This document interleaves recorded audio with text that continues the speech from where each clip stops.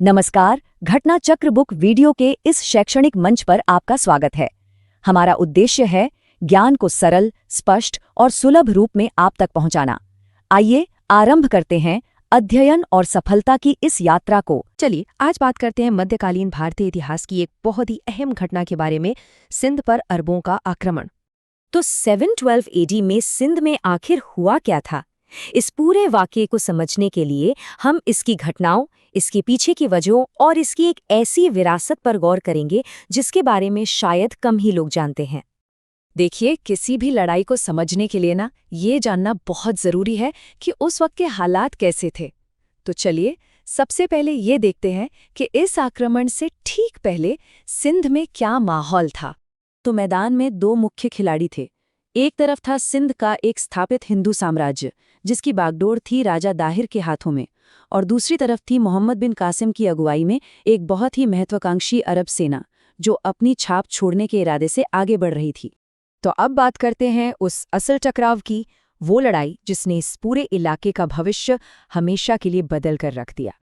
देखिए, 712 एडी में जो कुछ भी हुआ वो बहुत तेजी से हुआ।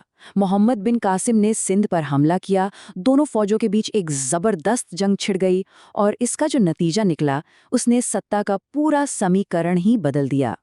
नतीजा बिल्कुल साफ था, राजा दाहिर हार गए और अरबों की जीत हुई, और बस इसी जीत के साथ इस इलाके में अरब शासन की नींव रखी गई। अच्छा, तो सवाल ये उठता है कि इस हमले के पीछे मकसद क्या था और जीतने के फौरन बाद हुआ क्या? चलिए इस पर भी एक नज़र डालते हैं। जो जानकारी मिलती है उसके हिसाब से इस हमले के पीछे दो बड़े मकसद थे।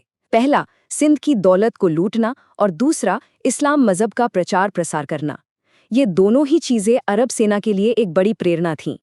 जीत के बाद जाहिर है नए शासकों ने अपने नियम कानून लागू किए, और इसी सिलसिले में मोहम्मद बिन कासिम ने इस इलाके में पहली बार जजिया नाम का एक टैक्स लगाया। ये एक तरह का टैक्स था जो गैर मुसलमानों को अपनी सुरक्षा के बदले देना पड़ता था। लेकिन ये कहानी सिर्फ लड़ाई, जीत हार और टैक्स तक ही सीमित नहीं है। इसका जो सबसे गहरा और लंबे समय तक रहने वाला असर था वो कुछ और ही था, कुछ ऐसा जिसके बारे में शायद किसी ने सोचा भी नहीं होगा। और यही बात सबसे ज्यादा दिलचस्प है।